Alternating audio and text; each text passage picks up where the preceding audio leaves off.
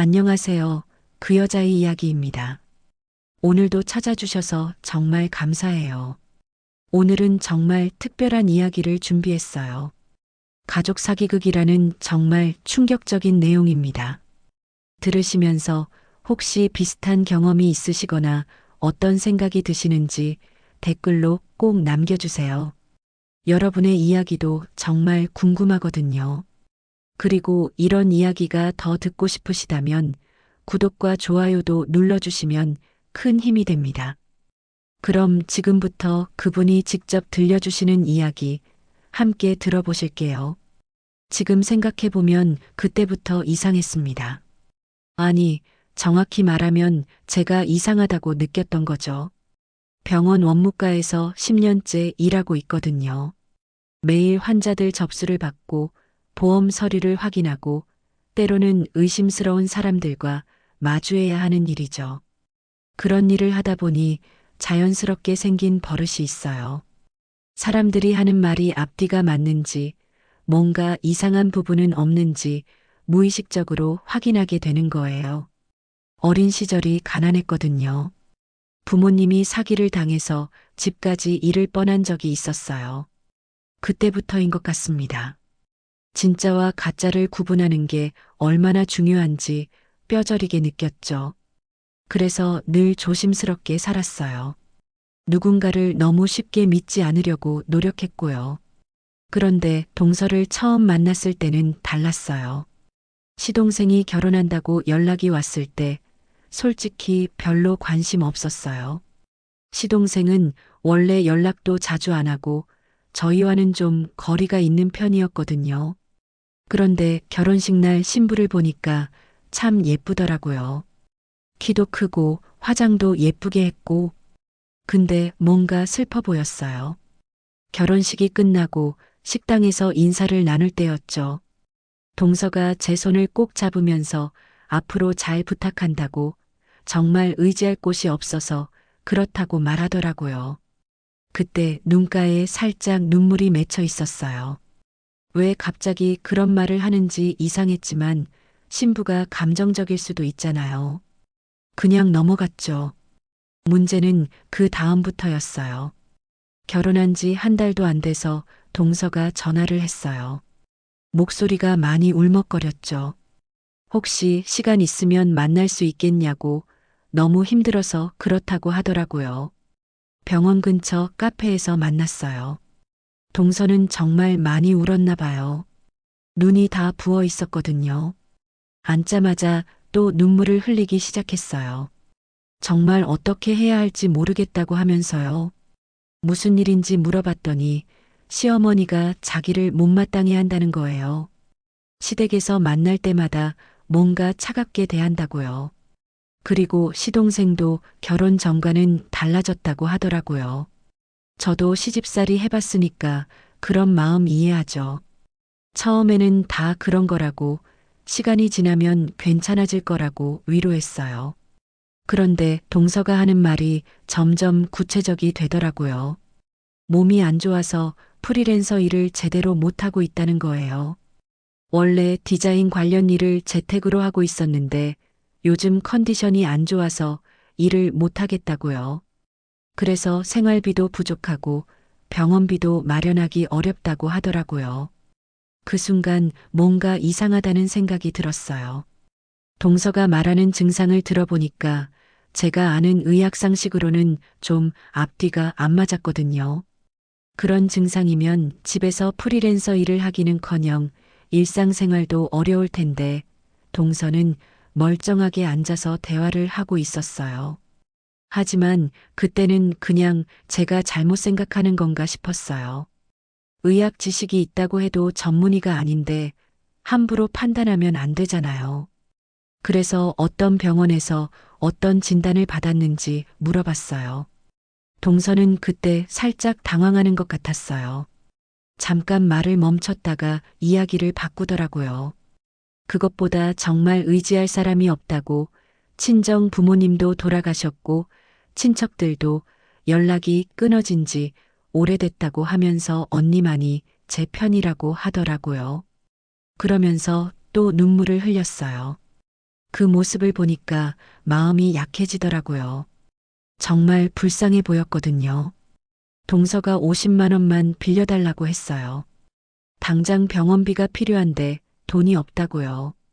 그리고 일을 못해서 이번 달 생활비도 부족하다고 하더라고요. 그날 집에 돌아와서 정말 고민했어요. 내가 너무 의심이 많은 건 아닐까? 직업병 때문에 사람을 따뜻하게 봐주지 못하는 건 아닐까? 정말 어려운 사람을 의심하고 있는 건 아닐까? 그런 생각을 하니까 제가 나쁜 사람 같았어요. 결국 다음날 동서한테 연락했죠. 병원비 걱정하지 말라고, 언니가 도와줄 테니까 너무 스트레스 받지 말라고요. 동서는 정말 고마워했어요. 전화로도 우는 소리가 들렸어요. 정말 고맙다고, 언니가 아니었으면 어떻게 했을지 모르겠다고 하더라고요. 그때는 제가 잘한 일이라고 생각했어요. 어려운 가족을 도와주는 게 당연한 거라고 생각했죠. 며칠 후에 동서가 또 연락했어요. 이번에는 직접 우리 집으로 왔어요. 손에는 과일 봉지를 들고 있었고 예쁘게 화장도 하고 왔더라고요. 정말 죄송하다면서 또 급한 일이 생겼다고 하더라고요. 추가 검사를 해야 한다는 거였어요. 이번에는 30만 원이라고 했죠. 그때도 좀 이상했어요. 동서가 말하는 검사는 제가 아는 걸로는 보험이 적용되는 검사거든요. 그런데 30만 원이나 든다고 하니까요. 하지만 또 제가 잘못 생각하는 건가 싶었어요. 동서는 정말 미안해하면서 말했어요. 나중에 꼭 갚겠다고, 일이 나아지면 조금씩이라도 갚을 거라고, 정말 죄송하다고요. 그 모습이 너무 간절해 보여서 또 도와줬어요. 그런데 이상한 건 동서가 갈 때마다 뭔가 찜찜한 기분이 남았다는 거예요. 뭔지 모르겠지만 앞뒤가 안 맞는 느낌이었어요. 그날 밤에 남편한테 말했어요. 동서가 아파서 일을 못한다고 하는데 좀 안쓰럽다고요. 남편이 그때 잠깐 멈칫하더니 아, 그래. 시동생한테 들으니까 몸이 좀 안 좋다고 하더라고 말했어요. 근데 자세한 건 잘 모르겠다고 하더라고요. 그것도 좀 이상했어요. 보통 와이프가 아프면 시동생이 알지 않을까요? 그런데 자세한 건 모른다고 하니까 뭔가 이상하더라고요. 하지만 그때는 그냥 남자들이 그런가 보다 했어요. 관심이 없는 남편들도 있으니까요. 일주일 후에 동서가 또 왔어요. 이번에는 울면서 왔어요. 정말 죄송한데 또 부탁드릴 게 있다면서요. 이번에는 생활비가 부족하다는 거였어요. 몸이 안 좋아서 일을 거의 못하고 있는데 병원비까지 들어가니까 이번 달 생활비가 모자란다고요. 그때 처음으로 확실히 이상하다고 생각했어요. 시동생 월급을 제가 대충 알거든요. 그렇게 적지 않아요. 몇십만 원 병원비 낸다고 생활비가 부족할 정도는 아니죠. 하지만 동서는 계속 울면서 말했어요. 정말 어디서 돈을 빌려야 할지 모르겠다고, 언니가 아니면 정말 길거리에 나앉을 것 같다고요. 그 순간 제 머릿속에서 직업적 본능이 경고음을 울렸어요. 10년간 의심스러운 사람들을 상대하면서 느꼈던 그 감각이었죠. 이 사람 뭔가 숨기고 있어. 하지만 바로 다른 생각이 들었어요. 내가 너무 의심 많은 거 아닐까? 정말 어려운 사람을 의심하고 있는 건 아닐까? 내가 직업병 때문에 가족도 제대로 믿지 못하는 나쁜 사람이 된 건 아닐까? 그런 생각을 하니까 죄책감이 들더라고요. 결국 그날도 도와줬어요. 20만 원을 건네주면서 힘들면 언제든지 연락하라고 했죠. 동서는 정말 고마워하면서 갔어요. 그런데 현관문을 나서면서 제가 본 건 동서의 표정이었어요. 울던 얼굴이 갑자기 평온해졌어요. 마치 연기를 끝낸 배우 같았죠. 그 순간 온몸에 소름이 돋았어요. 하지만 동서는 이미 계단을 내려가고 있었고 저는 그 모습을 멀뚱히 지켜볼 수밖에 없었죠. 그날 밤 잠이 안 왔어요. 계속 동서의 마지막 표정이 생각났거든요. 정말 연기였을까? 아니면 내가 잘못 본 걸까? 거울을 보면서 혼잣말을 했어요. 10년간 사기꾼들 걸러내던 내 직감이 틀릴 리 없는데. 아니지, 가족한테는 다른 마음으로 봐야 하는 거 아닌가. 그때까지만 해도 저는 몰랐어요. 이게 동서의 완벽한 계획 중 하나였다는 걸. 저를 혼란스럽게 만들어서 판단력을 흐리게 하려는 거였다는 걸 말입니다. 동서의 본격적인 공격은 시어머니를 통해서 시작됐습니다. 그 다음 주 일요일이었죠. 시댁에 안부 인사를 드리러 갔는데 시어머니가 은근슬쩍 말씀하시더라고요. 민정아, 내가 병원에서 일하니까 동서 좀 도와줄 수 있지 않겠니라고요. 그때 동서도 옆에 앉아 있었어요. 고개를 숙이고 있는데 어깨가 살짝 떨리고 있었죠. 울고 있는 것 같았어요. 어머니, 무슨 일이세요라고 물어봤더니 시어머니가 한숨을 쉬시면서 말씀하셨어요. 동서가 몸이 많이 안 좋다네. 그런데 병원비가 부담스럽다고 하고 일도 제대로 못해서 생활비도 빠듯하다고 하고 내가 병원 사람이니까 좀 알아봐 줄 수 있지 않겠니라고요. 그 순간 저는 정말 난처했어요. 거절하고 싶었지만 시어머니 앞에서 며느리가 뭐라고 말할 수 있겠어요. 특히 동서가 그렇게 울고 있는 상황에서 말이에요. 네, 어머니. 제가 알아볼게요라고 대답할 수밖에 없었죠. 동서가 고개를 들더니 저를 보면서 정말 죄송하다고, 이런 부탁드려서 그렇다고, 정말 어디서 도움을 받아야 할지 모르겠다고 하더라고요.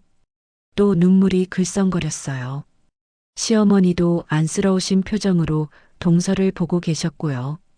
그런데 제가 동서를 자세히 관찰해 보니까 뭔가 이상한 점들이 보였어요. 울고 있다고 하는데 눈이 그렇게 빨갛지 않았어요. 10년간 병원에서 일하면서 정말 아픈 사람들을 많이 봤거든요.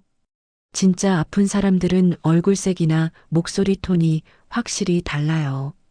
그런데 동서는 얼굴색도 좋고 목소리도 힘이 있었어요. 그리고 앉아있는 자세도 이상했어요.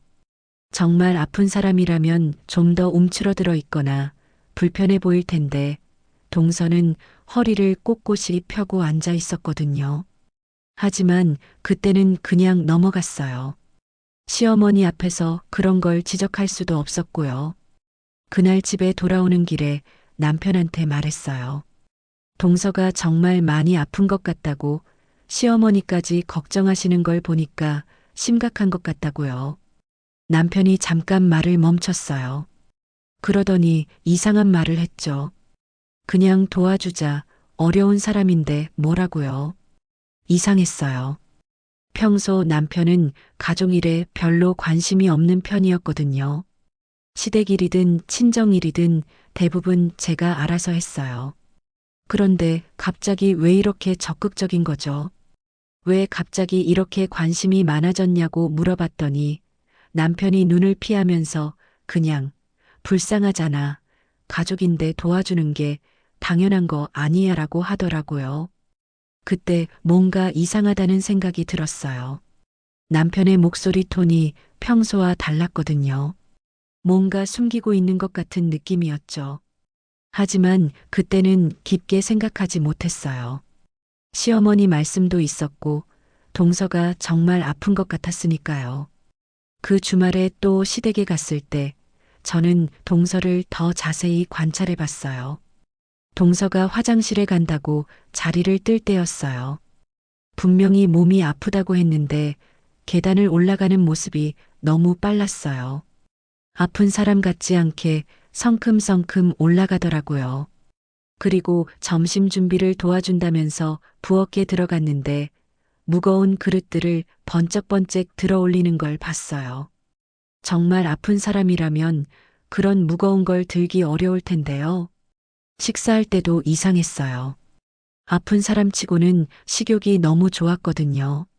밥도 많이 먹고 반찬도 잘 먹고 심지어 시어머니가 더 먹으라고 하니까 기꺼이 더 받아서 먹더라고요. 그리고 무엇보다 이상한 건 아무도 안 볼 때의 표정이었어요. 가족들이 다른 얘기를 하고 있을 때 동서의 표정을 슬쩍 봤는데 전혀 아픈 사람 같지 않았어요. 오히려 뭔가 계산하고 있는 것 같은 표정이었거든요. 하지만 가족들이 자기를 바라보면 금세 힘없는 표정으로 바뀌었어요. 정말 연기를 하는 것 같았죠. 그날 저녁에 정말 고민이 많았어요. 내가 너무 의심하는 건가? 정말 몸이 아픈데 억지로 괜찮은 척 하는 건 아닐까? 하지만 10년간 병원에서 일하면서 본 아픈 사람들과는 확실히 달랐어요. 거울을 보면서 혼잣말을 했어요. 내가 직업병 때문에 너무 냉정해진 건 아닐까? 가족을 이렇게 의심해도 되는 건가? 그런 생각을 하니까 죄책감이 들더라고요. 정말 아픈 사람을 의심하고 있는 것 같아서요. 그 주 금요일에 동서가 또 연락했어요. 죄송한데 시간 있으면 잠깐 만날 수 있겠냐고요. 병원 근처에서 만났는데 동서가 정말 힘들어 보였어요. 얼굴도 좀 상해 보이고 목소리도 힘이 없었거든요. 이번에는 정말 큰 검사를 해야 한다고, 그런데 비용이 너무 많이 나온다고 하더라고요. 얼마나 나온다고 했는지 물어봤더니 100만 원이라고 하더라고요. 그 순간 또 이상했어요. 동서가 말하는 검사는 제가 아는 걸로는 그렇게 비싸지 않거든요. 보험 적용받으면 훨씬 적게 나올 텐데요. 하지만 동서는 계속 울면서 말했어요. 정말 어떻게 해야 할지 모르겠다고, 프리랜서 일도 제대로 못하고 있어서 돈을 모을 수가 없다고, 언니가 아니면 정말 길거리에 나앉을 것 같다고요. 그때 제가 본 건 동서의 눈이었어요. 울고 있는데도 뭔가 계산적인 느낌이 들었거든요. 마치 제 반응을 지켜보고 있는 것 같았어요. 하지만 바로 그런 생각을 지웠어요. 내가 너무 의심 많은 거라고 생각했죠. 그래서 그날도 도와줬어요. 100만 원을 빌려줬죠. 동서는 정말 고마워하면서 갔어요. 하지만 엘리베이터 문이 닫히기 전에 제가 본 건 동서가 핸드폰을 보면서 미소 짓는 모습이었어요. 그날 밤에 잠이 안 왔어요. 계속 그 미소가 생각났거든요. 정말 고마워서 웃은 걸까? 아니면 다른 이유가 있는 걸까? 그리고 무엇보다 이상한 건 남편이었어요. 제가 동서 도와준다고 말했을 때 다른 때와는 반응이 달랐어요. 그래, 잘했어. 동서가 정말 어려운 상황이야 라고 하더라고요. 평소에는 제가 친정일로 돈 쓴다고 하면 한마디씩 했는데 동서 일에는 너무 관대했어요. 심지어 제가 얼마를 도와줬는지 묻지도 않았어요. 뭔가 이상해요. 분명히 뭔가 숨기고 있는 거예요. 그때부터 저는 확신하기 시작했어요. 이 상황이 정상이 아니라는 걸. 하지만 아직은 확실한 증거가 없었죠. 그저 의심만 있을 뿐이었어요. 며칠 후 동서가 저에게 더 큰 부탁을 하게 됐을 때 저는 완전히 확신하게 됐습니다. 이 사람이 저를 완전히 이용하고 있다는 걸 말입니다. 동서의 요구는 점점 더 큰 것들로 바뀌어 갔습니다. 그 다음 주에 동서가 전화를 했는데 이번에는 목소리가 평소와 달랐어요. 더 절박하고 간절했거든요. 언니 미안한데 정말 급한 일이 생겨서 그런다고, 혹시 만날 수 있겠냐고 하더라고요. 이번에는 우리 집으로 직접 왔어요. 문을 열어주니까 동서가 정말 많이 울었나 봐요. 눈이 퉁퉁 부어 있었거든요. 들어와서 앉자마자 하는 말이, 언니 정말 죄송한데 이번에는 좀 큰 금액이 필요하다는 거였어요. 200만 원이라고 하더라고요. 200만 원은 저한테도 작은 돈이 아니었어요. 저희 한 달 생활비보다 많은 금액이었거든요. 그래서 좀 더 자세히 물어봤죠. 왜 그렇게 많은 돈이 필요한지요. 동서가 그때 잠깐 말을 멈췄어요. 그러더니 몸 상태가 많이 안 좋아져서 큰 검사를 해야 한다고, 의사가 미루면 안 된다고 했다고 하더라고요. 하지만 구체적으로 어떤 검사인지는 말하지 않았어요. 더 이상하게 느껴진 건 동서의 태도였어요. 예전에는 정말 미안해하면서 부탁했는데 이번에는 뭔가 당연하다는 듯한 느낌이 들었거든요. 언니, 저 정말 언니 아니면 갈 곳이 없어요. 언니가 도와주시면 꼭 갚을게요라고 하면서도 동서는 제 반응을 유심히 지켜보고 있었어요. 마치 제가 어떻게 반응할지 계산하고 있는 것 같았죠. 고민이 됐어요. 200만 원은 정말 큰 돈이었거든요. 저희한테도 정말 부담스러운 금액이었어요. 부모님께 용돈도 제대로 못 드리고 있는 상황인데 동서한테 그런 큰 돈을 줘야 하나 싶었거든요. 그래서 며칠 생각해 보겠다고 했어요. 동서는 그때 표정이 살짝 굳었어요. 순간적으로 차가운 눈빛이 스쳐 지나갔다가 다시 애처로운 표정으로 돌아왔어요. 네, 언니, 너무 부담 주려고 한 게 아니에요라고 하더라고요. 그날 밤에 남편한테 말해봤어요. 동서가 200만 원이 필요하다고 하는데 어떻게 생각하냐고요. 남편의 반응이 또 이상했어요. 평소 같으면 그렇게 큰 돈을 함부로 빌려주지 말라고 했을 텐데 이번에는 도와주는 게 좋겠다고 하더라고요. 심지어 급하면 먼저 주고 나중에 천천히 받아도 된다고까지 하더라고요. 정말 이상했어요. 남편이 언제부터 이렇게 동서 일에 적극적이 됐는지 모르겠더라고요. 며칠 동안 정말 고민했어요. 밤마다 잠이 안 왔어요. 200만 원이면 저희한테도 정말 큰 돈이거든요. 그런데 동서한테 그런 큰 돈을 줘야 하나 싶었어요.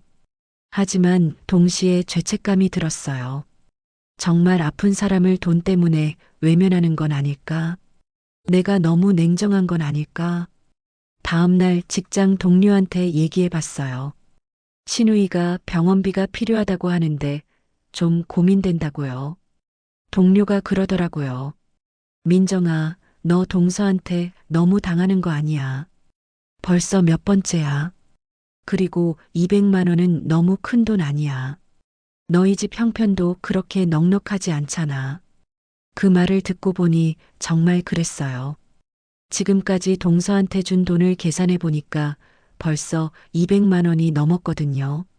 처음에는 작은 금액이었는데 점점 커지고 있었어요. 동료가 또 말했어요. 그 사람 정말 그렇게 아픈 거 맞아? 아픈 사람이 그렇게 자주 돈을 달라고 할까? 좀 이상하지 않냐고요. 사실 저도 그런 생각을 했었어요. 하지만 가족을 의심한다는 게 너무 힘들었거든요. 집에 와서도 계속 고민했어요. 거울을 보면서 혼잣말을 했어요. 내가 너무 계산적인 건 아닐까? 가족인데 돈을 따져야 하나? 정말 아픈 사람을 외면하는 건 아닐까? 근데 200만 원이 넘는 돈을 벌써 줬는데도 상황이 나아지지 않는 건 왜일까? 그런 마음의 갈등 속에서 결국 동서를 도와주기로 했어요. 정말 마지막이라고 생각하면서요. 동서한테 연락해서 200만 원을 줄 수 있다고 했더니 동서가 정말 고마워했어요. 바로 그날 저녁에 우리 집으로 왔어요. 돈을 건네주면서 정말 몸 조심하라고 검사 잘 받으라고 했어요. 동서는 눈물을 흘리면서 고맙다고 언니가 아니었으면 어떻게 했을지 모르겠다고 하더라고요. 그런데 동서가 돌아간 후에 정말 이상한 일이 있었어요.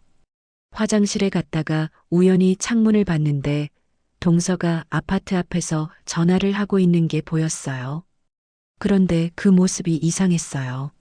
아까까지 울고 있던 사람 같지 않게 밝은 표정으로 전화를 하고 있었거든요. 목소리는 들리지 않았지만 표정을 보니까 뭔가 기뻐하는 것 같았어요. 심지어 웃기까지 했어요. 그것도 정말 활짝 웃고 있었거든요. 그 순간 정말 이상하다는 생각이 들었어요. 큰 검사를 앞두고 있다는 사람이 그렇게 밝을 수 있나요? 더 충격적인 건 그 다음에 일어났어요. 며칠 후에 동서가 또 전화를 했거든요. 이번에는 목소리가 또 울먹거렸어요. 언니, 죄송한데 또 부탁드릴 게 있다고 하더라고요. 이번에는 생활비가 부족하다는 거였어요. 검사비 때문에 이번 달 생활비가 모자란다고요. 50만 원만 빌려달라고 하더라고요. 그때 처음으로 확실히 이상하다고 생각했어요. 200만 원을 검사비로 줬는데 벌써 생활비가 부족하다니요. 아무리 생각해도 앞뒤가 안 맞았어요. 하지만 동서는 계속 울면서 말했어요. 정말 어쩔 수 없는 상황이라고, 언니가 아니면 정말 어떻게 해야 할지 모르겠다고요. 그날은 바로 대답하지 않았어요. 생각해 보겠다고 했죠. 집에 와서 곰곰 생각해 봤어요. 뭔가 패턴이 있는 것 같았어요. 처음에는 작은 금액으로 시작해서 점점 큰 금액을 요구하고 그 다음에는 또 다른 이유로 돈을 달라고 하는 거였어요. 그리고 동서가 전화할 때마다 우는 목소리였는데 실제로 만나면 생각보다 멀쩡했어요. 특히 돈을 받고 나서는 더욱 그랬고요. 밤에 잠이 안 와서 뒤척이고 있는데 갑자기 한 가지 생각이 들었어요. 혹시 동서가 나를 속이고 있는 건 아닐까? 그 생각을 하니까 온몸에 소름이 돋았어요. 하지만 동시에 그런 생각을 하는 제 자신이 싫었어요. 가족을 이렇게 의심하다니요. 다음 날 출근해서도 계속 그 생각이 머릿속에서 떠나지 않았어요. 점심시간에 혼자 카페에 앉아서 생각해 봤죠. 지금까지 동서한테 준 돈이 얼마인지 계산해 봤어요. 450만 원이 넘었어요. 그런데 동서의 상황은 전혀 나아지지 않았어요. 오히려 더 자주 돈을 달라고 하고 있었죠. 그때 결정적인 순간이 왔어요. 하지만 그건 제가 전혀 예상하지 못한 방향에서 왔어요. 바로 남편과 동서의 숨겨진 과거였습니다. 며칠 후 정말 우연한 일이 일어났습니다. 그날은 주말이었는데 남편이 서재에서 뭔가를 찾고 있길래 뭘 찾냐고 물어봤더니 옛날 서류를 찾는다고 하더라고요. 보험 관련 서류가 필요하다면서요. 그래서 저도 같이 찾아줬어요. 서재는 정말 오랫동안 정리를 안 해서 온갖 것들이 쌓여 있었어요. 옛날 책들, 대학교 때 자료들, 결혼 전 사진들까지요. 책장 뒤에서 오래된 앨범을 발견했는데 남편이 그걸 보더니 갑자기 얼굴이 굳어졌어요. 뭔가 놀란 것 같았거든요. 무슨 사진이냐고 물어봤는데 남편이 당황하면서 그냥 대학교 때 사진이라고 하더라고요. 그러면서 앨범을 얼른 덮으려고 했어요. 이상해서 제가 앨범을 다시 펼쳐봤어요. 그런데 정말 깜짝 놀랐어요. 남편이 어떤 여자와 찍은 커플 사진이 있었거든요. 놀이공원에서 찍은 것 같았는데 두 사람이 정말 행복해 보였어요. 그런데 그 여자가 동서였어요. 지금보다 훨씬 어려 보였지만 분명히 동서였어요. 남편한테 이게 뭐냐고 물어봤더니 남편이 정말 당황해서 말을 못 하더라고요. 한참 후에야 대학교 때 잠깐 사귄 사람이라고 하더라고요. 잠깐 사귄 사람이 지금 시동생과 결혼했다고요? 그런 우연이 있을 수 있나요? 남편한테 더 자세히 물어봤어요. 언제부터 언제까지 사귀었는지, 어떻게 헤어졌는지, 그리고 왜 지금까지 말하지 않았는지요. 남편은 정말 힘들어하면서 대답했어요. 대학교 2학년 때부터 1년 정도 사귀었다고요. 그런데 자기가 어린 마음에 일방적으로 헤어지자고 했다고 하더라고요. 그때 정말 동서를 많이 상처 줬다고요. 그래서 시동생이 동서와 결혼한다고 했을 때도 말릴 수 없었다고 하더라고요. 과거 일을 말하면 가족 관계가 복잡해질까 봐서였다고요. 그때 처음으로 남편의 이상한 행동들이 이해가 됐어요. 왜 동서 일에 그렇게 적극적이었는지, 왜 큰돈을 빌려주는 것도 괜찮다고 했는지요. 남편이 과거에 대한 죄책감 때문에 동서를 거절하지 못하고 있었던 거였어요. 하지만 남편의 표정을 보니까 뭔가 복잡해 보였어요. 과거를 정리했다기보다는 아직도 뭔가 마음에 남아있는 것 같았거든요. 동서를 볼 때마다 미안한 감정이 드는 것 같았어요. 며칠 후에 더 이상한 일이 있었어요. 남편이 혼자 있을 때 자주 한숨을 쉬는 걸 봤거든요. 그리고 동서 얘기가 나올 때마다 표정이 어두워졌어요. 마치 뭔가 고민이 있는 것 같았죠. 어느 날 저녁에 남편한테 물어봤어요. 동서가 예전에도 지금처럼 어려운 상황이 많았냐고요. 남편이 잠깐 멈칫하더니 말했어요. 그때도 집안 사정이 어렵다고 하면서 자주 도움을 요청했다고요. 하지만 나중에 알고 보니까 과장된 경우가 많았다고요. 그 말을 듣고 정말 충격이었어요. 동서가 예전에도 지금과 비슷한 일을 했다는 거였어요. 그러면서 남편이 중얼거리듯 말했어요. 사람은 변할 수 있어. 이번엔 정말 어려운 상황일 수도 있고, 하지만 말하는 투가 확신에 차 있지 않았어요. 그때 깨달았어요. 남편도 동서를 의심하고 있다는 걸. 하지만 과거에 대한 죄책감 때문에 확실히 말하지 못하고 있는 거였어요. 다음 날부터 남편을 더 자세히 관찰해 봤어요. 그랬더니 정말 이상한 점들이 많이 보였어요. 동서 얘기가 나올 때마다 남편의 표정이 복잡해졌어요. 걱정하는 것 같기도 하고 뭔가 불편해하는 것 같기도 했어요. 그리고 동서가 전화를 걸어올 때마다 남편이 긴장하는 게 보였거든요. 어느 날 저녁에는 남편이 혼자 거실에 앉아서 깊은 생각에 잠겨 있는 걸 봤어요. 뭘 그렇게 생각하냐고 물어봤더니 남편이 깜짝 놀라면서 아무것도 아니라고 하더라고요. 하지만 남편의 눈빛을 보니까 뭔가 고민이 있다는 게 느껴졌어요. 며칠 후에 남편이 조심스럽게 말했어요. 혹시 동서가 요즘 자주 돈을 빌려달라고 하지 않냐고요. 그래서 지금까지 얼마나 도와줬는지 말해봤더니 남편이 정말 놀라더라고요. 그렇게 많은 돈을 빌려줬다는 걸 몰랐다고 하면서요. 그때 남편이 한숨을 쉬면서 말했어요. 예전에도 동서가 그랬다고 처음에는 작은 금액으로 시작해서 점점 큰 금액을 요구했다고요. 그리고 항상 급하다고 어쩔 수 없는 상황이라고 했다고요. 하지만 나중에 알고 보니까 그 돈으로 다른 일을 하고 있었다고 하더라고요. 옷을 사거나 친구들과 놀러 다니는데 쓰고 있었다고요. 그 말을 듣고 정말 화가 났어요. 그럼 왜 진작 말하지 않았냐고 했더니 남편이 힘들어하면서 대답했어요. 과거 일을 들춰내고 싶지 않았다고, 그리고 혹시 이번에는 정말 어려운 상황일 수도 있다고 생각했다고요. 사람은 변할 수 있으니까요. 하지만 남편의 목소리에는 확신이 없었어요. 오히려 자기 자신을 설득하려는 것 같았거든요. 그때 저는 확실히 알았어요. 남편도 동서를 의심하고 있다는 걸. 하지만 과거의 죄책감과 가족이라는 부담감 때문에 명확하게 말하지 못하고 있는 거였어요. 그날 밤에 남편과 진지하게 대화를 했어요. 남편한테 솔직하게 말했어요.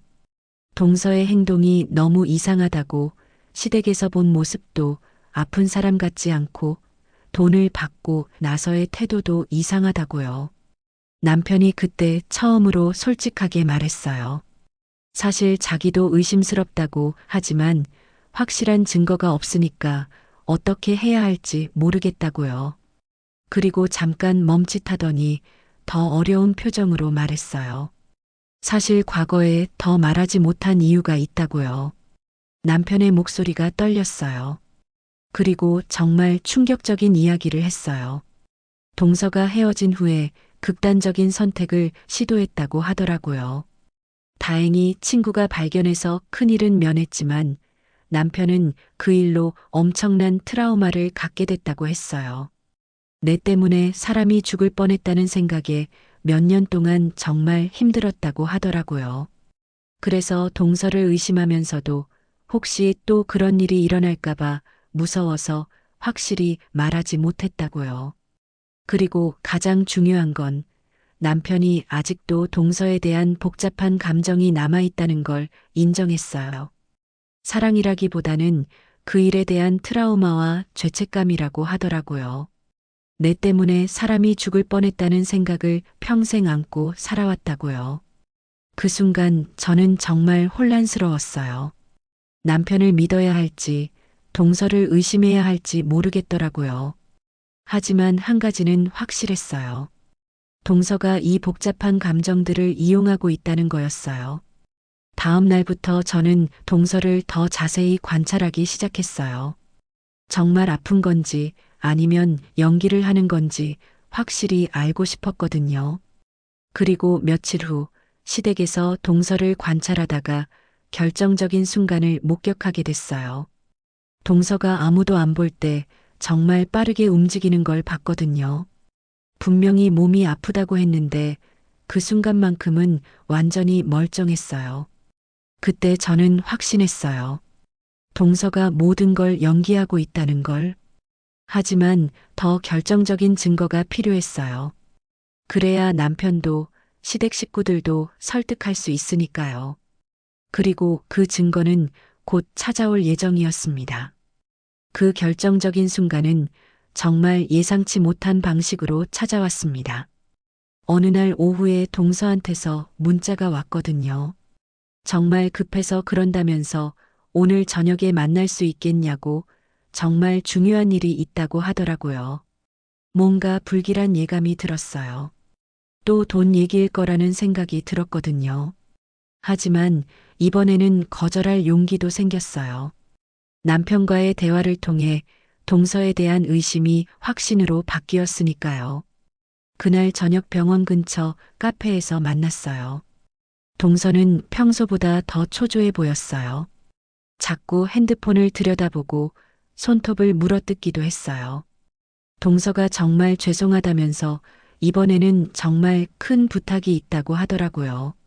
몸 상태가 많이 악화돼서 큰 수술을 해야 한다는 거예요. 그런데 이번에는 500만 원이 필요하다고 하더라고요. 그 순간 정말 당황했어요. 지금까지 이미 450만 원 넘게 도와줬는데 또 500만 원이라니요. 동서가 계속 말했어요. 의사가 미루면 정말 위험하다고 했다고 프리랜서 일도 전혀 못하고 있어서 돈을 모을 수가 없다고요. 당연히 거절했죠. 이미 충분히 도와줬다고 더 이상은 어렵다고요. 그랬더니 동서의 표정이 급격히 변했어요. 지금까지 보던 애처로운 표정이 아니라 뭔가 차갑고 계산적인 표정이었어요. 동서가 지금까지 언니한테 얼마나 고마워했는지 안다면서 이번 한 번만 도와주면 정말 모든 걸 정리할 수 있다고 하더라고요. 하지만 저는 단호하게 거절했어요. 이미 충분히 도와줬다고요. 그때 동서가 정말 이상한 말을 했어요. 갑자기 표정이 달라지더니 언니 사실 아주버님이랑 저랑 예전에 사귄 적이 있다는 거 모르시죠라고 하더라고요. 그러면서 그 일 때문에 아주버님이 얼마나 힘들어하는지도 모르실 거라고 특히 제가 그때 많이 힘들었던 일까지도 다 모르실 거라고 하더라고요. 제가 이미 그 일을 다 알고 있다는 걸 모르고 처음으로 꺼내는 거였어요. 저를 완전히 무너뜨릴 수 있는 폭탄이라고 생각하고 던진 거였죠. 그 말을 듣는 순간 온몸에 소름이 돋았어요. 동서가 남편의 트라우마를 이용해서 저를 협박하려고 하는 거였어요. 하지만 이미 마음의 준비가 되어 있었어요. 동서의 본성을 알았으니까요. 그런 식으로 말하면 안 된다고 과거는 과거고 지금은 지금이라고 했어요. 동서가 그때 완전히 다른 사람이 됐어요. 지금까지 보던 불쌍하고 약한 모습이 아니라 차갑고 계산적인 모습이었어요. 그러면서 동서가 말했어요. 지금까지 자기가 언니한테 얼마나 의존해 왔는지 시어머니도 알고 시동생도 안다고 갑자기 언니가 자기를 외면하면 어떻게 생각할 거냐고 하더라고요. 이제 완전히 협박이었어요. 가족들 앞에서 제가 냉정한 사람으로 보이게 만들겠다는 거였어요. 하지만 저는 더 이상 당할 생각이 없었어요. 그렇게 나온다면 할 말이 있다고 지금까지 언니가 도와준 돈이 얼마인지 계산해 봤는데 450만 원이 넘는다고 했어요. 그런데 상황이 전혀 나아지지 않았다고 오히려 요구하는 금액은 더 커지고 있다고요. 동서의 표정이 더욱 굳어졌어요. 그리고 동서가 말하는 병명과 증상이 제가 아는 의학상식으로는 앞뒤가 안 맞는다고 정말 그런 병이라면 벌써 응급실에 가야 할 상황이라고 했어요. 그때 동서의 얼굴이 창백해졌어요. 하지만 금방 다시 평정을 찾더니 언니가 뭘 안다고 그러냐고 자기는 정말 아픈 거라고 하더라고요. 하지만 이미 확신이 선 상태였어요. 동서의 말투, 표정, 모든 게 거짓말이라는 걸 알 수 있었거든요. 그래서 마지막으로 물어봤어요. 그럼 지금까지 받은 돈은 정말 다 병원비로 쓴 거냐고요. 동서가 잠깐 망설였어요. 그 순간의 망설임으로 모든 걸 알 수 있었어요. 그러고 나서 동서가 물론 다 병원비로 썼다고 하더라고요. 하지만 그 대답이 거짓말이라는 걸 확신할 수 있었어요. 결국 그날은 500만 원을 빌려주지 않고 헤어졌어요. 동서는 정말 화가 난 표정으로 갔어요. 집에 돌아와서 남편한테 모든 걸 말했어요. 동서가 500만 원을 더 빌려달라고 했다는 것, 그리고 남편의 과거를 이용해서 협박했다는 것까지요. 남편도 정말 충격받은 것 같았어요. 얼굴이 창백해지면서 어떻게 그럴 수 있냐고 하더라고요. 그날 밤 남편과 진지하게 상의했어요. 이제 더 이상 당할 수 없다고, 동서와는 거리를 둬야 한다고요. 남편도 이번에는 동의했어요. 동서의 행동이 너무 지나쳤다고요. 그런데 며칠 후 정말 충격적인 전화가 왔어요. 시어머니한테서 전화가 온 거예요. 목소리가 정말 화나 있으셨어요. 민정아, 동서가 조금만 도와달라는데 그것도 못 도와주니 며느리가 그럴 수 있니라고 하시더라고요. 저는 정말 당황했어요. 어머니, 제가 이미 450만 원 넘게 도와줬는데요 라고 했더니 시어머니가 깜짝 놀라시더라고요. 어머니가 말씀하시기를 동서가 시어머니한테는 민정이가 전혀 도와주지 않는다고 했다는 거예요. 그래서 시어머니가 동서를 불쌍히 여겨서 지금까지 800만 원 넘게 도와주셨다고 하더라고요. 그 순간 정말 온몸에 소름이 돋았어요. 시어머니도 완전히 속고 계신 거였어요. 동서가 저한테는 시어머니가 도와주지 않는다고 했고, 시어머니한테는 제가 도와주지 않는다고 거짓말을 한 거였어요. 급하게 시어머니께 지금까지 제가 도와준 내역을 다 말씀드렸어요. 그랬더니 시어머니도 정말 충격받으시더라고요. 그리고 더 충격적인 사실이 밝혀졌어요. 시어머니가 다른 친척들한테도 확인해 보셨는데 시댁 가족들 모두가 동서한테 돈을 빌려줬다는 거예요. 모두 같은 병, 같은 수술 핑계로요. 시아버지도 300만 원, 시누이도 200만 원, 심지어 시동생 친구들까지도 도와줬다고 하더라고요. 총 금액을 계산해 보니까 2천만 원이 넘었어요. 동서가 각각 다른 사람들한테 다른 거짓말을 해서 모든 사람을 속인 거였어요. 시어머니가 정말 화가 나셨어요. 어떻게 이런 일이 있을 수 있냐고 당장 시동생한테 연락해서 확인해 보겠다고 하시더라고요. 그날 저녁에 시댁에 긴급 가족회의가 열렸어요. 모든 가족이 모여서 동서한테 당한 피해를 정리해 봤어요. 정말 충격적이었어요. 동서가 얼마나 치밀하게 계획을 세워서 모든 사람을 속였는지 알 수 있었거든요. 그리고 무엇보다 충격적인 건 시동생도 모르고 있었다는 거였어요. 시동생은 동서가 저한테만 조금 도움을 받고 있다고 생각하고 있었거든요. 시동생이 그제야 모든 걸 알고 정말 충격받은 것 같았어요. 얼굴이 창백해지면서 어떻게 해야 하냐고 물어보더라고요. 동서는 각 사람한테 서로 다른 거짓말을 했어요.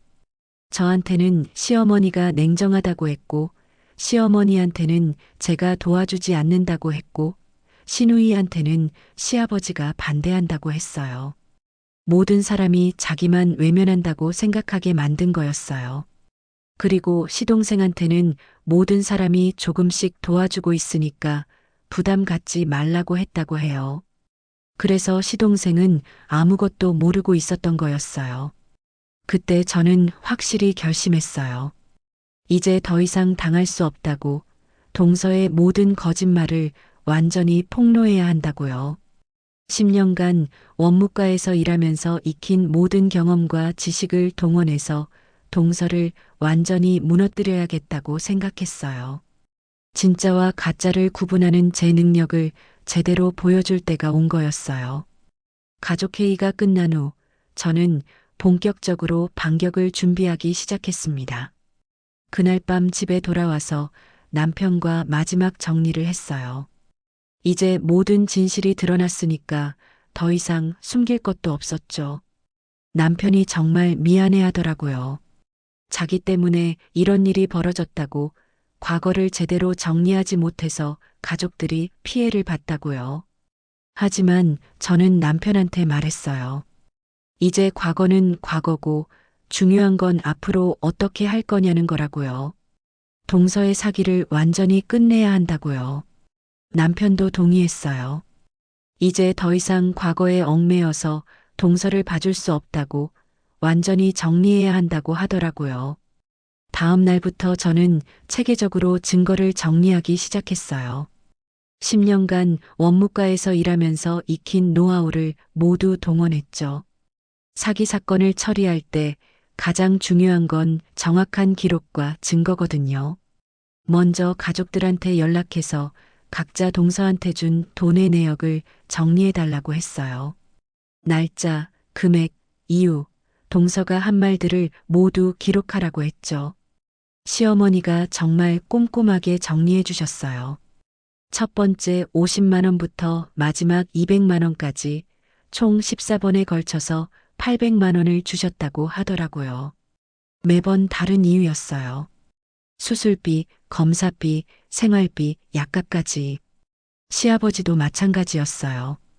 6번에 걸쳐서 300만 원을 주셨는데 동서가 매번 다른 사람이 반대한다고 말했다는 거예요.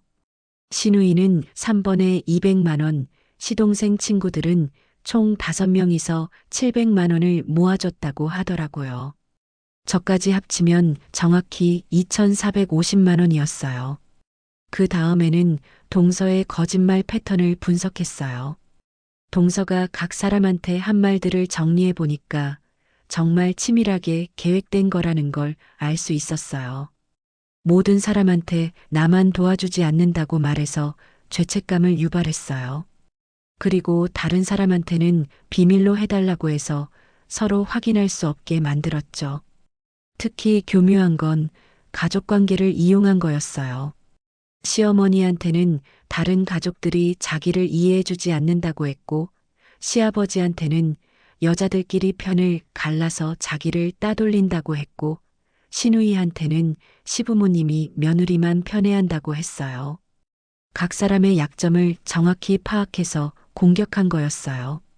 그리고 가장 중요한 건 동서가 실제로 병원에 간 기록이 거의 없다는 거였어요. 시동생한테 확인해 보니까 동서가 병원에 간다고 나간 날들 중에 실제로 병원에 간 건 몇 번 안 됐다고 하더라고요. 대부분은 다른 곳에 가 있었다고요. 그리고 동서가 말한 병명들도 계속 바뀌었어요. 처음에는 위장병이라고 했다가, 나중에는 부인과 질환이라고 했다가, 최근에는 심장 문제라고 했다고 해요. 이런 건 명백한 거짓말의 증거였어요. 저는 이 모든 내용을 정리해서 하나의 보고서로 만들었어요. 날짜 순으로 정리하고 각 사람별로 분류하고 동서의 거짓말 패턴까지 분석해서요. 그리고 동서와 직접 대결할 계획을 세웠어요. 시댁 가족들과 상의해서 모든 사람이 모인 자리에서 동서를 추궁하기로 했어요. 더 이상 개별적으로 당할 수는 없으니까 모든 진실을 공개하기로 한 거였어요. 시어머니가 동서한테 연락해서 급한 가족 모임이 있다고 했어요. 시아버지가 몸이 안 좋아서 가족들이 모두 모여야 한다고요. 동서는 아무 의심 없이 오겠다고 했어요. 그날까지 며칠 시간이 있었는데 저는 그 시간을 이용해서 마지막 준비를 했어요. 혹시 동서가 부인하거나 변명할 경우를 대비해서 반박할 수 있는 자료들을 모두 준비했어요. 병원에서 일한 경험을 바탕으로 동서가 말한 병명들이 왜 말이 안 되는지도 정리했어요. 그런 병이라면 어떤 증상이 나타나야 하는지, 실제 치료비는 얼마나 드는지, 모든 걸 의학적 근거를 바탕으로 준비했죠. 그리고 가족들한테도 각자 역할을 분담했어요. 누가 언제 어떤 질문을 할지, 동서가 거짓말하면 어떻게 반박할지, 모든 걸 계획했어요. 남편한테는 특별한 역할을 맡겼어요. 과거 이야기를 꺼내서 동서를 심리적으로 압박하는 거였어요. 더 이상 과거에 얽매이지 않겠다고, 이제 진실만 말하라고 하는 거였죠. 시동생한테는 가장 어려운 역할을 부탁했어요. 남편으로서 아내의 거짓말을 직접 추궁하는 거였어요. 하지만 시동생도 각오가 되어 있었어요. 더 이상 속을 수 없다고, 진실을 알고 싶다고 하더라고요. 준비를 하면서 정말 긴장됐어요. 하지만 동시에 확신도 있었어요. 10년간 쌓아온 전문성과 경험, 그리고 가족들의 단합된 의지가 있었으니까요. 드디어 동서와의 마지막 대결 날이 다가왔어요. 이제 진짜와 가짜를 완전히 가려낼 시간이었습니다. 드디어 그날이 왔습니다. 시댁의 모든 가족이 모였어요. 시어머니, 시아버지, 시누이, 남편, 시동생, 그리고 저까지. 동서만 기다리고 있었죠. 동서가 도착했을 때 처음에는 아무것도 모르는 것 같았어요. 평소처럼 인사를 하고 시아버지 건강은 어떠시냐고 물어보기까지 했어요. 시어머니가 모두 앉으라고 하시면서 말씀하셨어요.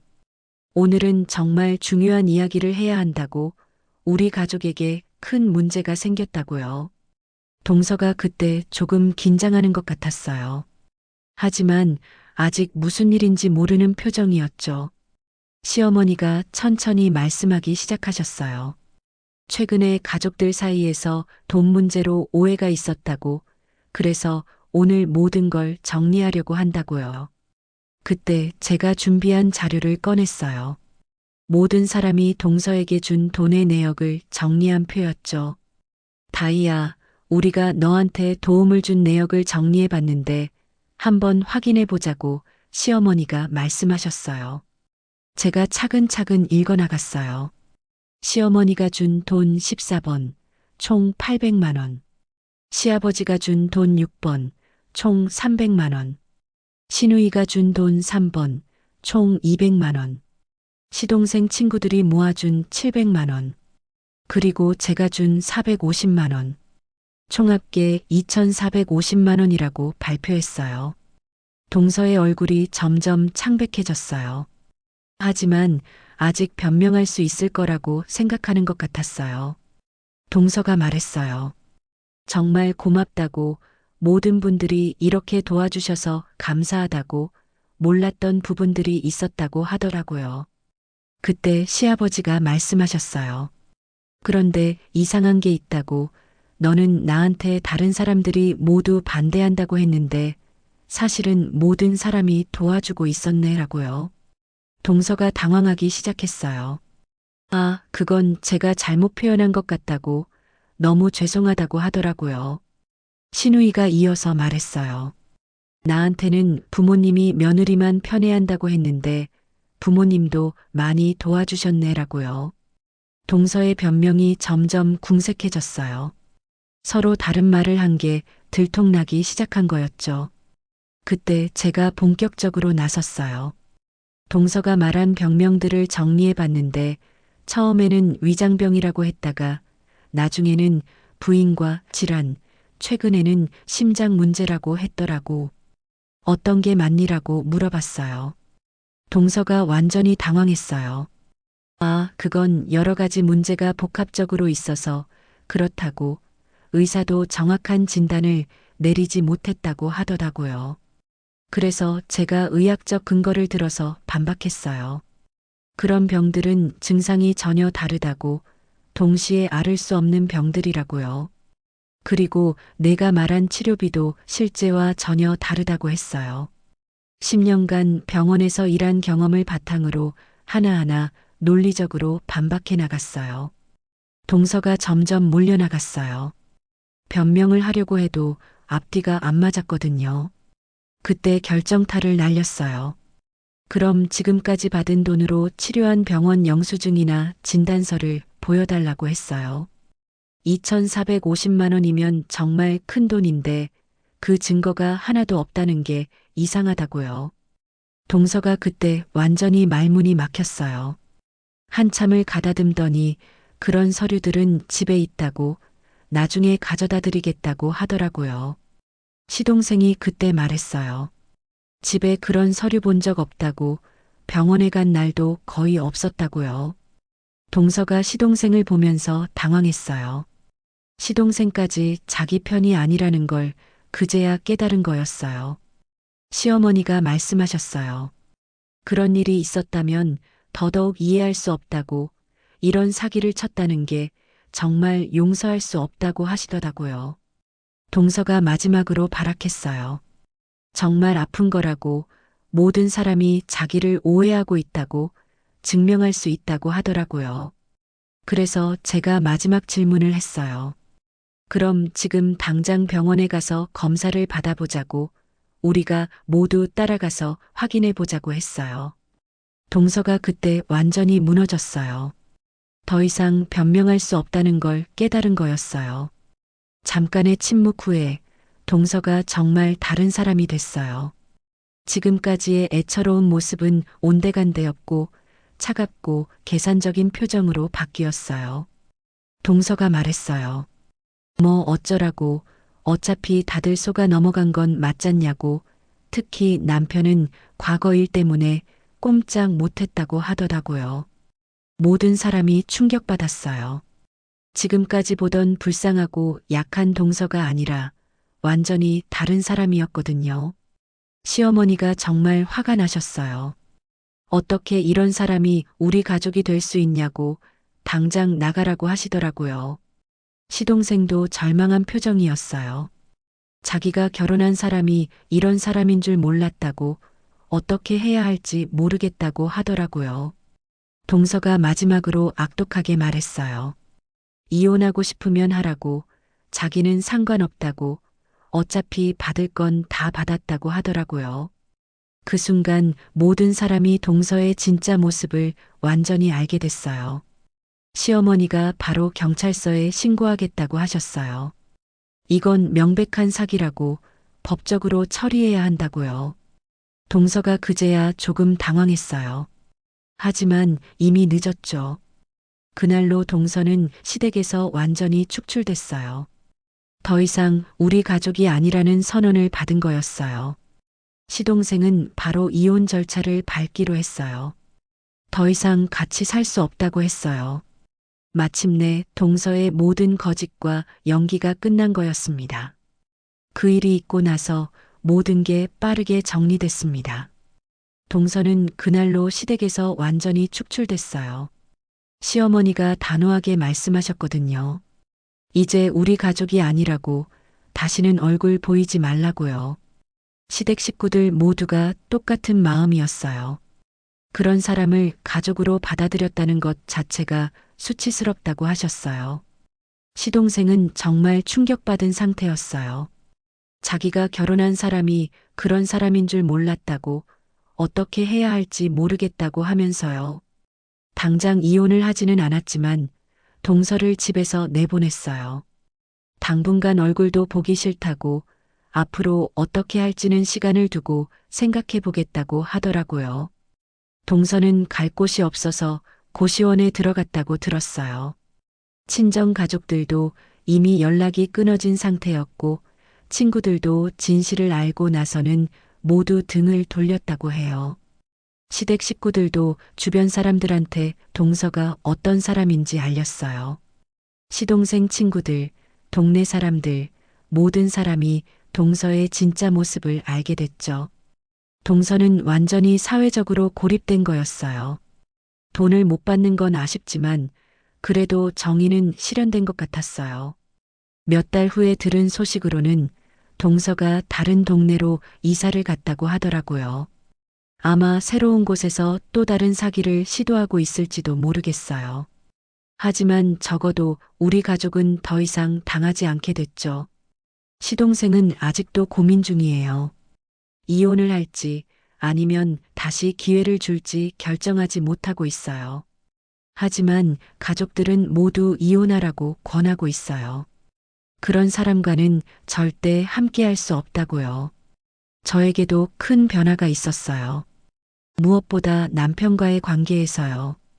이번 일을 계기로 남편에 대해 많은 생각을 하게 됐거든요. 남편이 과거를 숨기고 저를 충분히 신뢰하지 않았다는 점이 계속 마음에 걸렸어요. 물론 어려운 상황이었다는 건 이해해요. 하지만 부부라면 그런 중요한 일을 함께 상의했어야 하지 않을까 하는 생각이 들었거든요. 그래서 남편과 긴 대화를 나눴어요. 솔직하게 말했어요.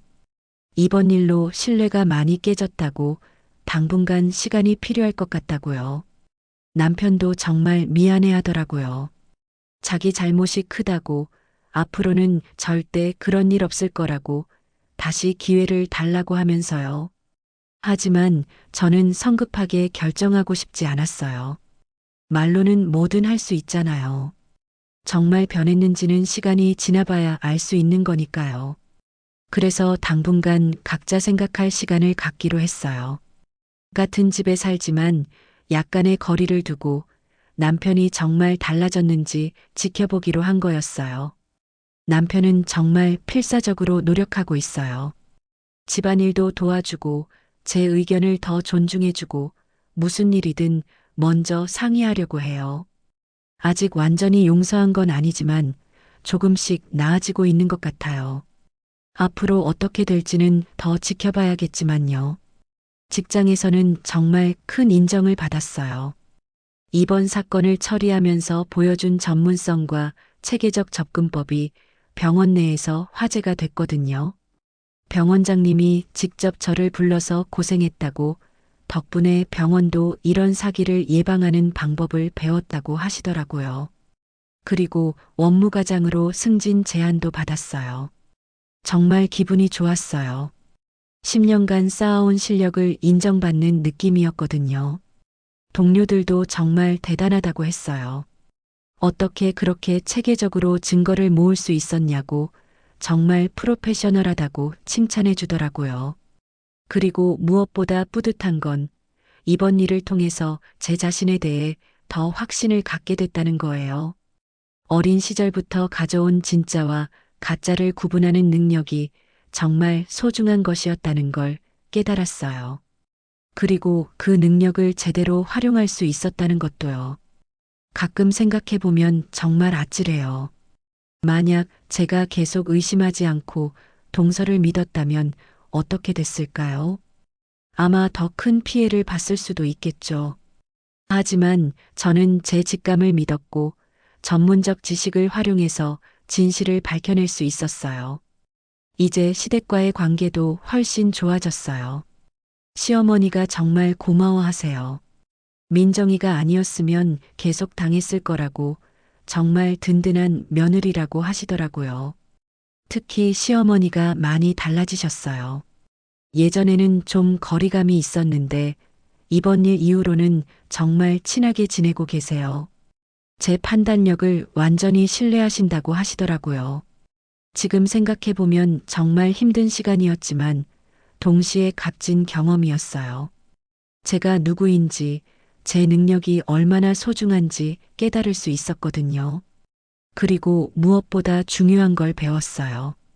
진짜를 구분하는 능력이 중요한 건 단순히 사기꾼을 잡아내는 게 아니라 제 인생에서 진짜로 소중한 것들을 지키는 거라는 거요.